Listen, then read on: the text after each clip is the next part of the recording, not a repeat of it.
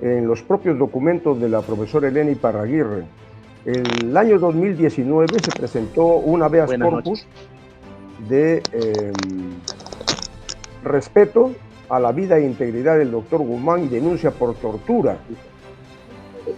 Se denunció al Estado peruano, al Ejecutivo, al Legislativo y al INPE, en concreto a quienes tienen el control del penal militar de la base naval del Callao, en la cual tienen la presidencia del SEDEC, pero donde el control efectivo lo tiene la Marina de Guerra, porque la mayoría de miembros de ese SEDEC que dirige ese penal extrajudicial que ha tenido durante cerca de 30 años al doctor Abimael Guzmán Reynoso en un aislamiento absoluto, son los que tienen el control efectivo.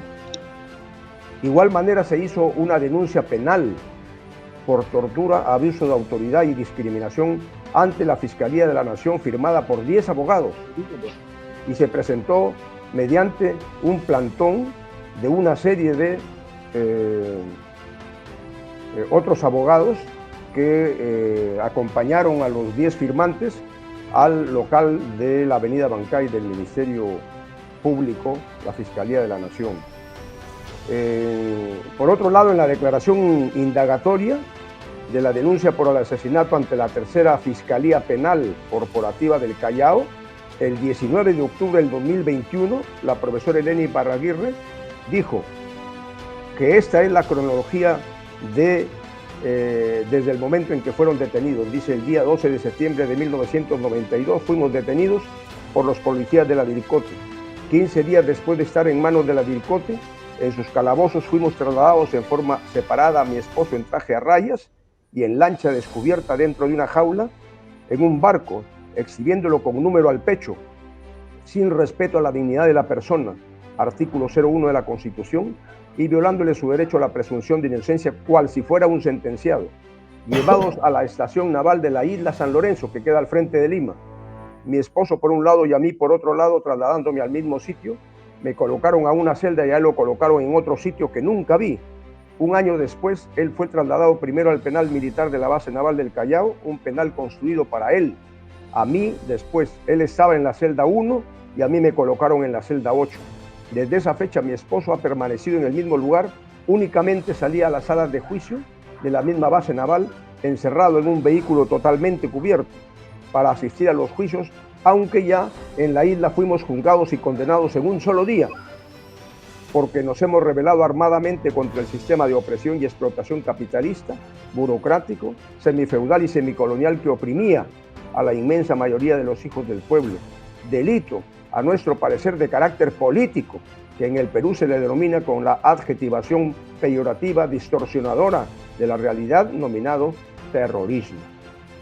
Ahí fuimos condenados a cadena perpetua por ese delito. Ese penal fue concebido para que funcione dentro de una base militar.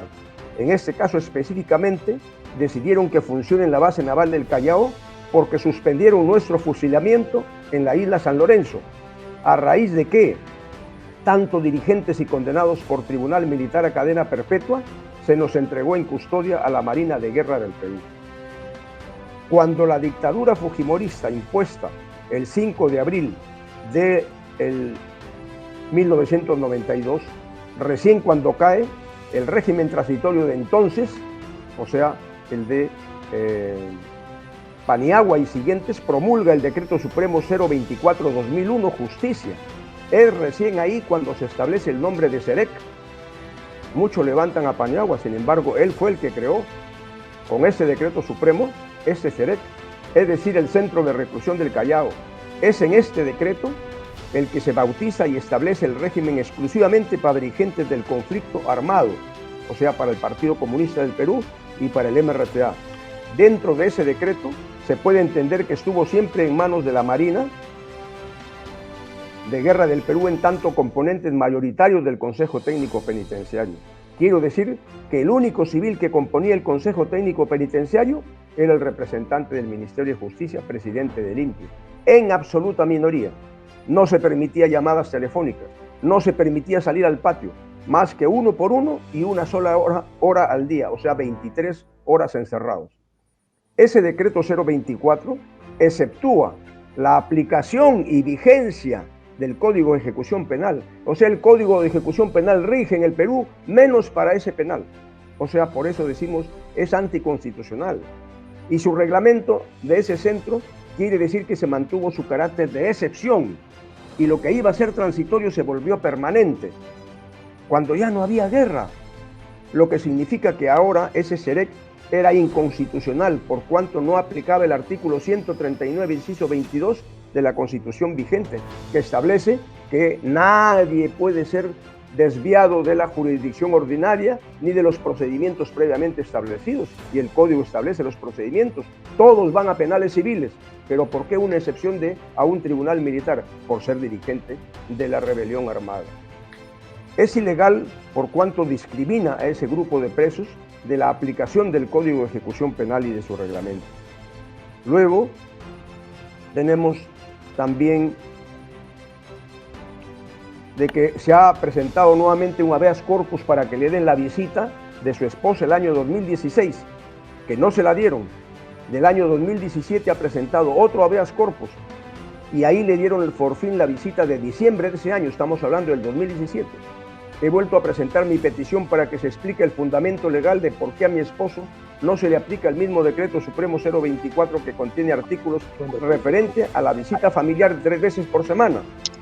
¿Por qué a mí no se me aplica el Código de Ejecución Penal en su artículo referente al derecho de visita con su conviviente o cónyuge cada 60 días? O sea, su propio decreto lo han violado reiteradamente. También puse que se me debía programar las visitas a 4 veces al año de 3 horas cada una, o 3 veces al año de 4 horas cada una, porque se debería cumplir con el artículo referente a la visita interpenales, lo que tampoco me hicieron caso. La última vez que vi a mi esposo fue el 26 de diciembre del 2019. Conseguí que me dieran mi visita. Me lo vinieron obstaculizando desde el gobierno de Kuczynski, en la base naval del Callao. En la respuesta a la pregunta 7 de esta indagatoria del asesinato, ella respondió: nunca lo han sacado a un hospital público para hacerle un chequeo en tanto adulto mayor fuera de la base naval del Callao, y para mí que lo lleven al hospital era fundamental, porque no es correcto que a un adulto mayor no se le aplique una atención hospitalaria especializada con relación a su edad de adulto mayor. No es correcto que nunca lo hayan sacado a un hospital público especializado que a mí me dé garantía. No entiendo por qué solamente la Marina es la única que quería tenerlo y verlo, porque la Marina ha tenido a mi esposo en calidad de trofeo de guerra. ¿Y quién no conoce el modus operandi de la Marina de Guerra del Perú en cuanto a ser espíritu de cuerpo, ocultar pruebas y jamás informar? Por eso yo exigía que lo lleven a un hospital público fuera de la Marina de Guerra. Por eso yo contraté y envié vía judicial a 2 médicos, geriatra uno, cardiólogo otro, porque a mi esposo ya era un adulto mayor y requería atención médica especializada. No sé más que eso. No me han querido jamás responder por qué no lo llevaban a un hospital público especializado para adulto mayor, por lo menos. El 2013, el señor Guadalupe me comunicó que lo había llevado al centro médico naval dentro de la base naval. Y también sé que a ese mismo centro de la base naval lo llevaron este mes de julio último, o sea, del año 2011, porque esta indagatoria es de octubre del 2011. Pregunta: ¿y por qué no lo han sacado a un hospital público fuera de la base naval? ¿Qué pretendían ocultarme? Quieren hacerme creer que ha muerto por anciano, cuando a mí el propio geriatra y cardiólogo que yo contraté hace años me comunicaron que mi esposo no tenía enfermedad grave que desencadenara su muerte y me recomendaron visitarlo y que cambie las condiciones de su carcelería. Ahora, en la diligencia fiscal de la declaración de la agraviada por asesinato, ella dijo: pedir garantías para mi vida e integridad física aún en riesgo. Desde que el día 12 de septiembre intenté sacar para interponer esa denuncia penal contra los responsables de la vil muerte de mi amado y respetado esposo Manuel Rubén Abimael Guzmán Reynoso, habiéndoseme impedido recepcionarla por la Jefatura de Seguridad, aludiendo que dejarla salir implicaría perder su puesto en el Centro Penitenciario de Mujeres Modelo Virgen de Fátima. Y además de este hecho ocurrido cerca al mediodía, ¿por qué? Conocida mi denuncia e impedida de sacarla, a las pocas horas del mismo hecho y del mismo día de su ocurrencia, ya fui trasladada, aislada e incomunicada por haber expresado mi dolor exigido la entrega de su cuerpo y denunciado por teléfono público del penal su vil asesinato. Todos sabemos que ese audio de su llamada telefónica fue el motivo que exacerbó los ánimos de la reacción y la sacaron castigada, aislada a otro penal de máxima seguridad. Y a partir de ahí, el Expreso sacó ese audio públicamente en la web y se conoció al mundo entero su contenido, donde ella se reafirma en seguir su ejemplo de comunista hasta el fin. También quiero precisar que ella dice todo lo cual significa negarme la condición de persona y reducirme a cosa de su total y absoluta pertenencia, quedando expedito su objetivo de exterminio a los comunistas que nos levantamos en armas contra su opresión y explotación capitalista, puesto que no les basta la cadena perpetua. Sistema de reclusión sistemático y permanente, ejecutando vejámenes, discriminación y tortura, así califica ella el delito que se ha cometido. Un penal concebido para él en tales condiciones, construido para él con dicho propósito y donde colocaron también a su esposa, porque ella también ha estado ahí varios años, para que él supiera, además, el sufrimiento de ella. Ahí afrontaron dolores físicos, psicológicos extraordinarios que fueron parte de su plan de aislamiento absoluto y perpetuo sufrido. El doctor Abimael Guzmán dice, fue envejeciendo en sus manos y como no moría y resistía, buscaron la forma de infringirle más crueldad y la encontraron fabricando nuevos juicios con nuevas cadenas perpetuas. Y si ya lo habían juzgado y sentenciado por el todo de la guerra subversiva en tanto dirigente, lo volvieron a juzgar y sentenciar por la parte, es decir, por cuántos hechos se hubieran producido, introduciendo con él nueva forma de autoría que luego extendieron a todo caso como a este, y aquí sin defensa, pues a ella, a la defensa, la apresaron. Todos sus abogados han sido apresados, incluso el que habla. Lo sacaban de su celda de 10 a 12 horas de madrugada y víspera de audiencias por nuevos juicios. Le robaron sus estudios y escritos, precisamente la segunda parte de sus memorias que contaría los 12 años de guerra popular por él mismo enjuiciado, a modo de balance, que nunca aparecieron hasta hoy. Ellos lo tienen, ese balance lo tienen ellos. Los últimos 2 años en que le volvieron a apresar a sus abogados, tal como hicieron el 2014 la primera vez, cuando iniciaban el nuevo juicio por Tarata, al que concurría sin defensa. Así en el 2019, con la detención de sus abogados por segunda vez, en la víspera de su cumpleaños 3 de diciembre, abogados que eran los únicos que lo podían ver y observar su estado de salud y llevándole las cartas de su esposa. Y cuando le impidieron la visita anual de su esposa, aislándolo más, dejándolo solamente en sus manos sin testigo alguno que atestiguara su crimen. Toda esta crueldad, dice en la respuesta número 10, manifiesta y grave, muestra que le negaron su derecho de ser persona, lo volvieron cosa y de su propiedad. De todo esto resultó en consecuencia el daño sistemático de su salud física y emocional, agravándose en sus manos. Dice, presenté un habeas corpus correctivo con el abogado Alfredo Crespo Bragairac en contra del penal de la base naval del Callao por haberse convertido en un centro de tortura contra mi esposo, que no procedió, porque respondieron que no era su función. Imagínense que el habeas corpus no puede proteger la vida y la salud contra la tortura. Pero si ese es el objetivo del habeas corpus, y más aún de un habeas corpus correctivo, que tiene la particularidad de combatir el agravamiento de las condiciones de un prisionero. Igualmente dice, cuando interpuse pedido de arresto domiciliario al empezar la pandemia de COVID-19 y salió el almirante Gianpietri a responder por los medios de comunicación que a mi esposo no le podía dar esa enfermedad debido a que vivía en absoluto aislamiento, develando su real interés en impedir su libertad, así como a su vez dando a conocer la realidad de su aislamiento total. Decía que no lo podía infectar el COVID porque estaba totalmente aislado. Esa es la realidad con la que lo han tenido. Y por último, la revista Hildebrand, en sus 13, publica en la edición del 23 al 29 de julio del 2021, página 24, un artículo en el cual dice una serie de cosas respecto al doctor Abimael Guzmán. Y ella dice, respecto a ese artículo de la revista Hildebrand, ¿es que la piel se hizo piltrafas de la noche a la mañana? ¿Es que se pudo producir una desnutrición en una semana? ¿No están ocultando a qué se debe esa crisis de salud? ¿Puede desatarse tal crisis sin antecedentes? Y lo principal, ¿por qué no me lo comunicaron antes? ¿Por qué no me llevaron a verlos si se les enfermó de repente? ¿O por qué no me dieron videollamada? ¿O por qué, si yo me alarmé al leer este diario el día domingo 22 y le pedí explicaciones a la técnica de seguridad del día, únicamente me respondió? Al día siguiente dijo me respondería la directora. ¿Y por qué en el SEDEC le dijeron a la presidenta del INPE que eran falsas noticias y que mi esposo estaba estable? Estamos hablando de julio del 2021, cuando tuvo una infección renal, pero después se estabilizó y el día previo al asesinato estaba completamente estable en todos sus signos vitales porque había pasado la crisis. Y agrego, la doctora Gloria Cano, que es una defensora de derechos humanos, dice ella, cómo la Marina viene ocultando pruebas, dilatando juicios, buscando la impunidad, violando derechos humanos en forma sistemática y sofisticada, haciendo espíritu de cuerpo. Entonces, otras personalidades también han denunciado cómo la Marina se comporta.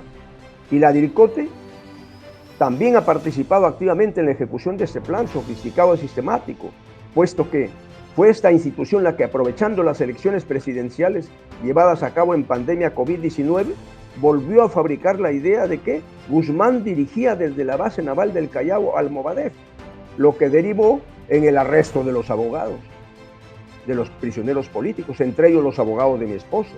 Luego, en plena campaña electoral, proclamaron la DIRCOTE en forma pública y escrita en comunicado oficial, miren, que iniciaba una cruzada anticomunista a la policía, filiándose políticamente con la ultraderecha congresal, frente de la cual pidió en plaza pública la muerte del candidato de izquierda. Eso hizo un candidato de la ultraderecha, abiertamente, del actual presidente Castillo.